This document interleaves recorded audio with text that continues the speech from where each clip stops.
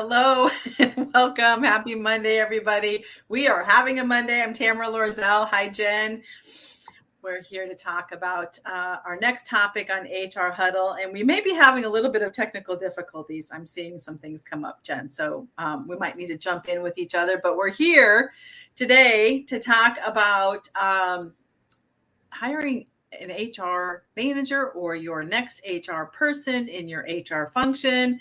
I cannot tell you how many inquiries and conversations, and it is like the topic that we are just seeing every single day for I don't know how long. We're just encountering it. And we thought, gosh, we probably should stop and talk about this. And so we know we're talking to some HR professionals. And so for you, it could be what's next in your HR function and hiring that.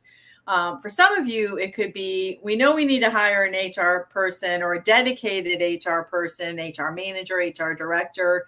We're not sure how or where to start or what that looks like. So we'll address it from a few of those angles. But we've been saying that beefing up your HR function is like one of the number one things I think every firm, can I say every, Jen? Every firm needs to do in some form or another.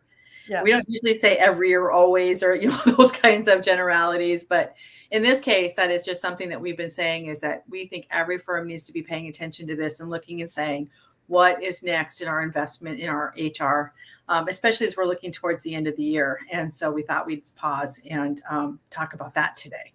So, Jen, anything to say from a setup or that you want to piggyback on that before we kind of get into the details?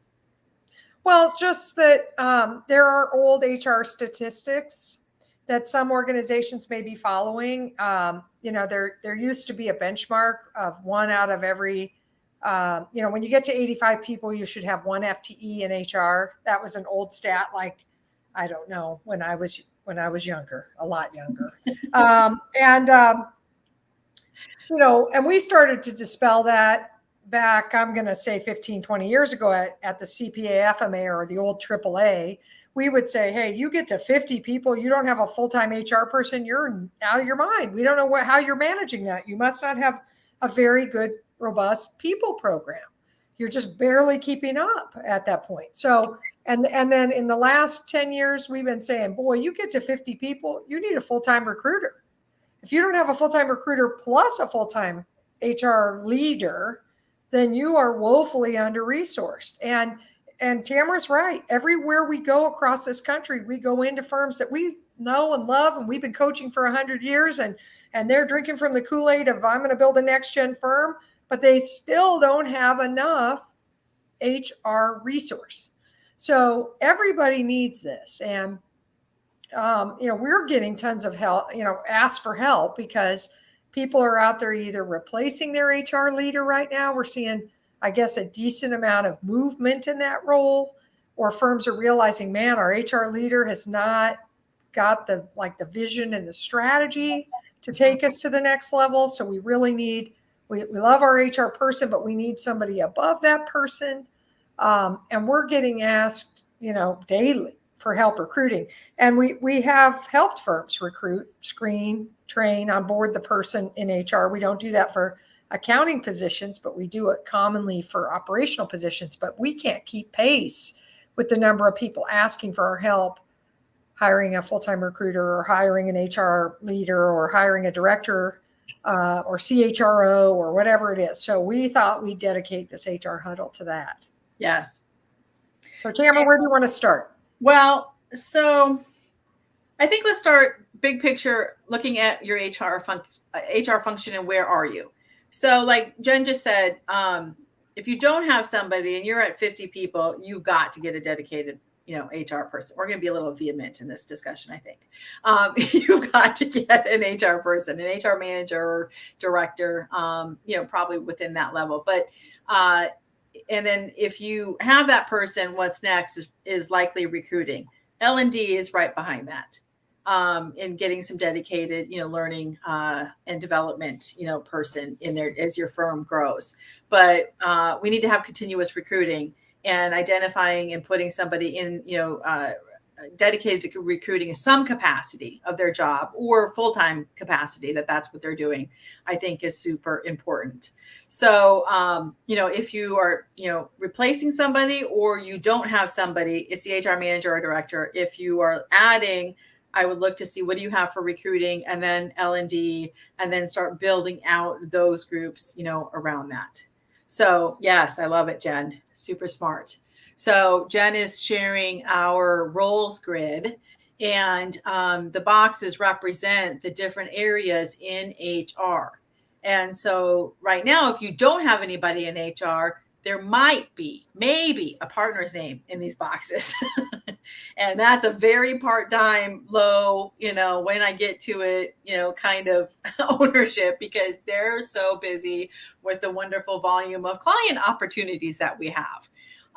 So they're trying to just, help move it around. If I look at an HR manager or an HR director, they're going to be, their name is going to go into the HR strategy box and the talent management box and performance reviews. And then, some of them might be grayed out. One of the things we do with this exercise is say, where are we going to focus first and put names in there? Some of those boxes, like what's, suspect to me is organizational development, might be grayed out, or maybe somebody else, owns recruiting and staffing right now. That person doesn't, or there's a dotted line to that.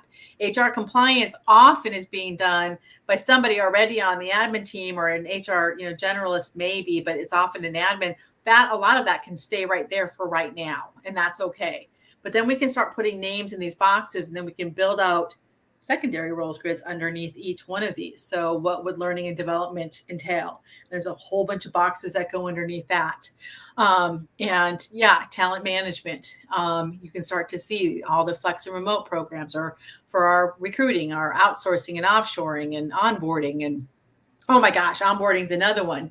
We hear all the time that we need to update our onboarding, partly for our virtual hybrid that we have, but also because we're so good at it with our new hires.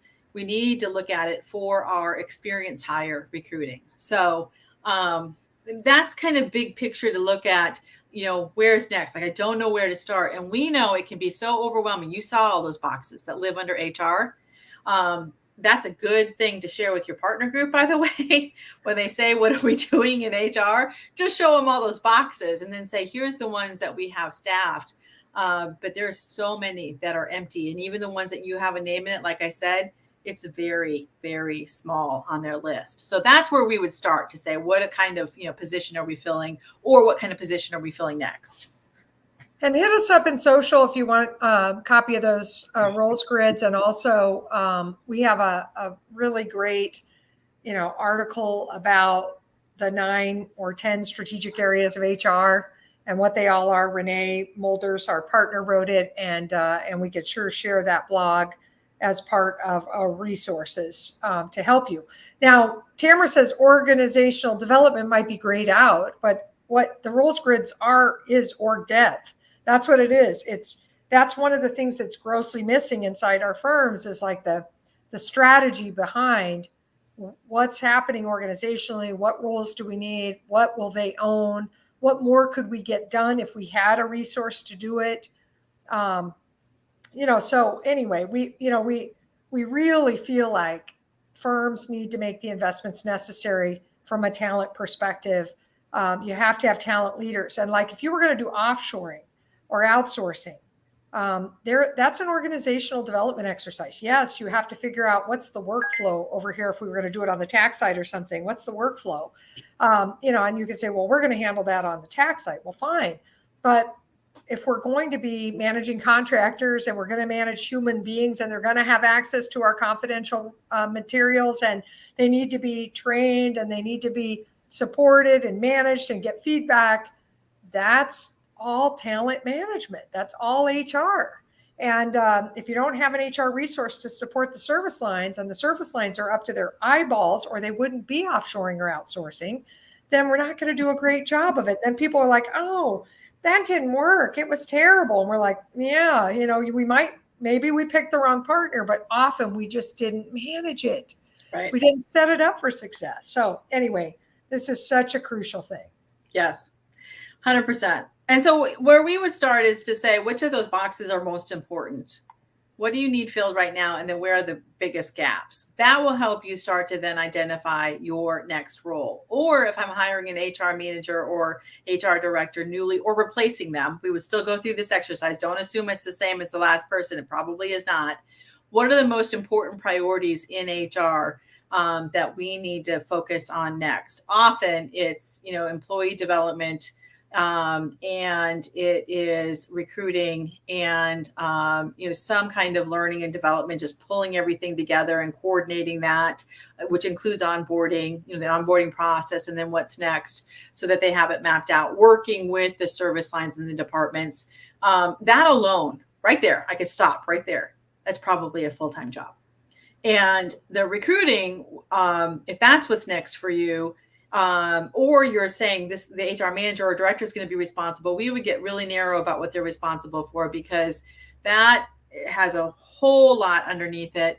And just looking at campus recruiting and experienced hire recruiting is two different kinds of jobs and two different kinds of skill sets.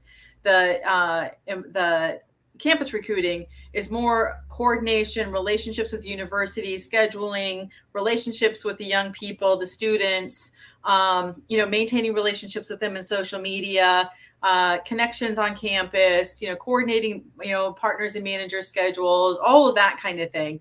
The experienced hire recruiting is really a sales job. And the skill sets and the personality and the work is more like a sales. I'm managing a pipeline of possible candidates. I'm reaching out to them. I'm going and finding them. I'm, connecting with them on LinkedIn. And that is a different skill set, different person usually than a campus recruiter. And often we try to merge those together, and they're going to gravitate one to the other. Usually campus recruiting, because that's the level we hire. And so then we're frustrated because we're not getting the experienced hire recruiting. So that's how we would start to break it down, so that you can start to say, how do we focus, what our needs are, and then what we're recruiting for, so we can be successful in our ad placements and resumes we're getting in, and then screening, we can qualify for those most important things. Awesome. Yeah. And, I don't even know where to go with that, Tamera, because we could do I think we probably have done or need to do a whole session on that, on the recruiting side, because finding the right people and sourcing them proactively, we can't operate in HR in a reactive way. And you know what? HR is spread thin like peanut butter, and they don't have a choice but to be reactive. You need to hire an experienced hire. Okay, I'll fire up that engine. We haven't done it for a long time, but I'll do it because you now have an issue. That's not how we find the best possible experienced candidates. We've been building a pipeline for months and even years to have all these wonderful people at our fingertips that we could reach to and say, hey, man, we have an opportunity that could lead to a tax partnership. Boy, we'd really like to talk to you. That doesn't happen with the snap of a finger, and it doesn't happen just placing a LinkedIn ad. And so, yes, having somebody whose job it is to build that community and to know who all the players are in our area that would be likely candidates for hire, and, reaching out and touching them regularly. So that's a full-time role. And yes, at your smaller firm and you're going to have a full-time recruiter, they can do both. They can do on campus, they can do experienced hire, but you get to a certain size, and I don't know what that number is, but I'm going to say before 100, right? You might be splitting that job and having one person be on campus internship, making the best internship program ever, and one that really does translate to us screening enough that we could figure out whether we want to make offers, and maybe that person also manages onboarding. So, and then the experienced hire person, which could also be the onboarding part of experienced hires, which is really where we fail with experienced hires. Sometimes we don't qualify them thoroughly, so we don't vet them well. So they come in and they have tragic flaws, or they wouldn't have left their prior place. But sometimes it's that we're cliquish. We don't accept new people. We don't want to hear their ideas. They don't have anybody looking out for them because they're experienced, or everybody thinks they should just sink or swim, all of that, Or they should already know. Like, we make assumptions that they're a manager, what the manager looks like, and they didn't know everything. So, and then we're like, they weren't at our level. Well, we didn't teach them at our level. And we didn't screen them, first of all. And then when we brought them in, we didn't take them through the steps. Here's your desk, here's your computer, let's go. And we make assumptions. And that's not a very welcoming way to bring people in. And I know we're busy. It's like, I need you to get to work. But that's not very helpful to have them be successful. And so we have to figure that out. And we did do some screening and onboarding. I think it was, onboarding is not orientation. And we did a third one on the whole recruiting side. So we do have some HR huddles. If you go search on our podcast page, you could find those. But then there's others, learning and development is so important. And how do we, figure out what people need at different levels? And the HR person is not necessarily the one that's going to be doing the training per se, although they can probably do some soft skills. There's things that they would gravitate towards teaching, which would be really good. But they're going to be the conductor of it. They're going to pull together by level, by area, by service line or department. What do we need? And they're going to be the ones and then can work with the performance review managers. What's next? How do we develop them? And not just like CPE or that kind of education, but what kind of experiential opportunities? What kind of learning and shadowing do they need to be doing? What kind of jobs do they need to be placed on? And then as you hire a scheduler or a resource manager, whatever term you are using, you can coordinate that with that resource manager. So they're getting placed on those jobs in those departments. And that all starts to get coordinated as you build out this function. And your people are really, really going to, thrive and grow, and you'll be able to see the pockets or the holes, quickly to say, what do we need to do, to fill in there? Yeah. I think employee relations is another one. Jen, you want to talk about that one that's often overlooked maybe, or kind of assumed in the job, like that's what HR does, but people don't really understand how it's defined.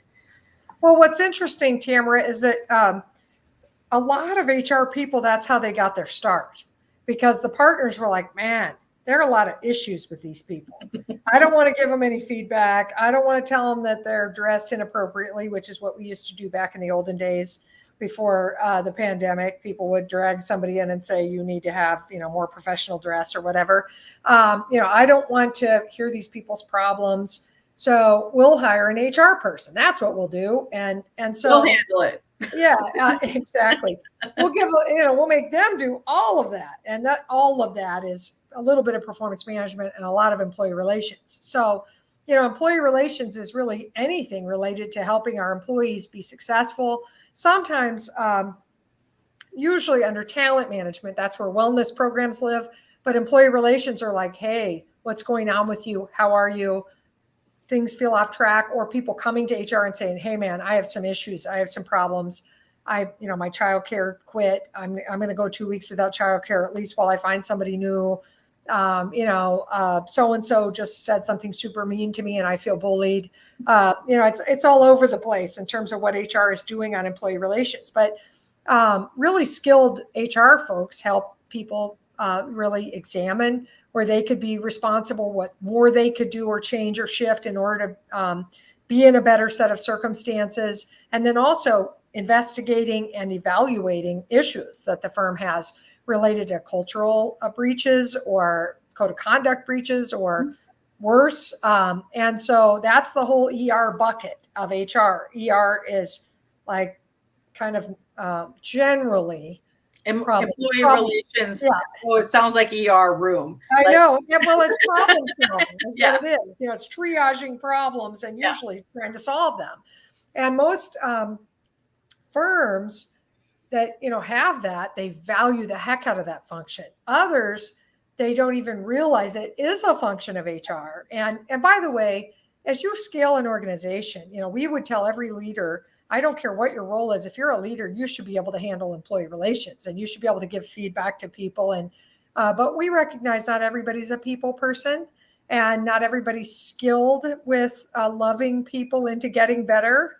And so as a result of that, we don't necessarily want every person on our team to give feedback or to handle tricky problems for our staff. So we'll have some leaders who can, we'll have HR who can. If HR handles it all, you got a 300-person organization and HR is doing employee relations and nothing else, you probably have a 0.75 job there.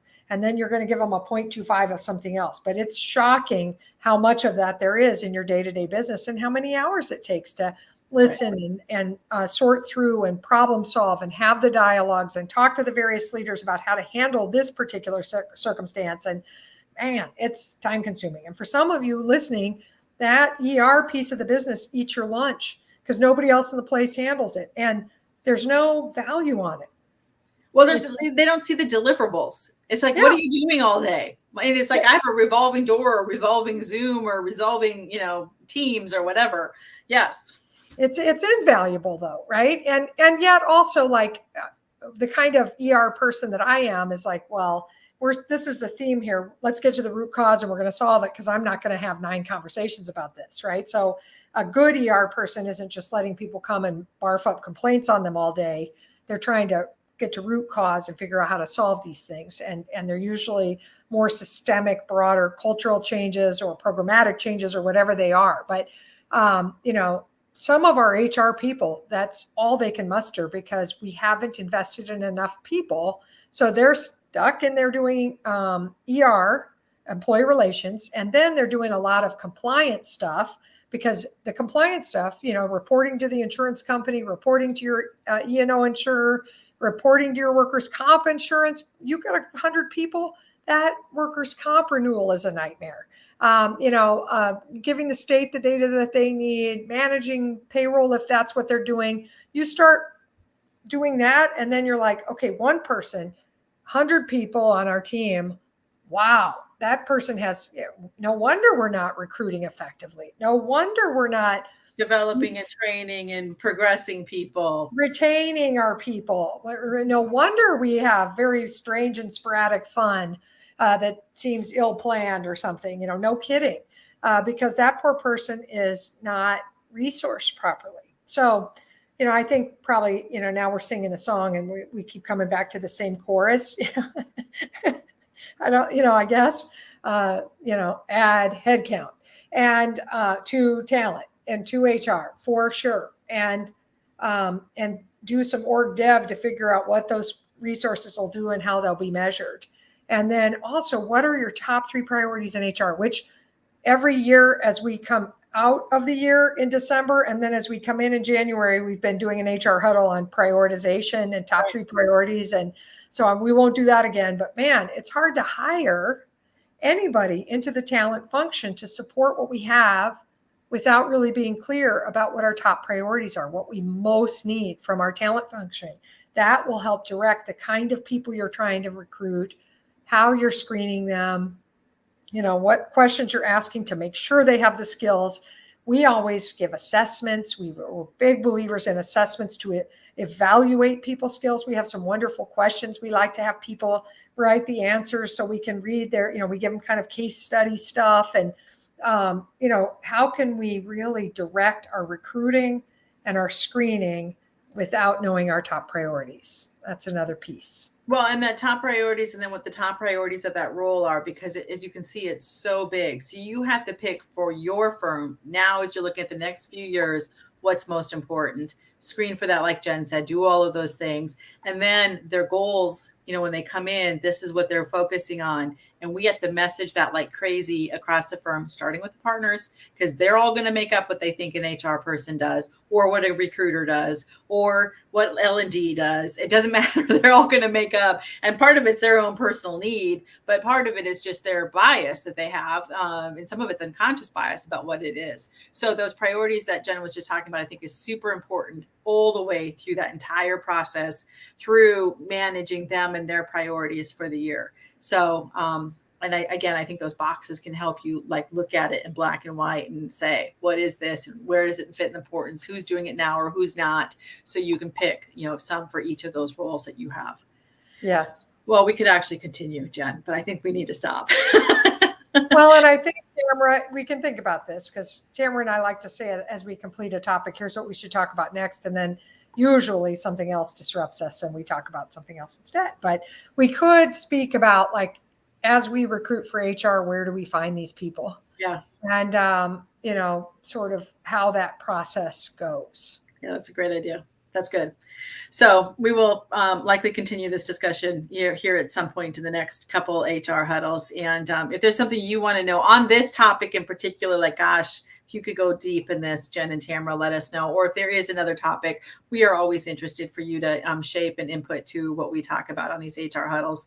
So in the meantime, we hope you have a great last week of July. And next week, first week of August, we will be with you again, and look forward to it. Thank you for being with us today. Have a great week. Thanks, everybody.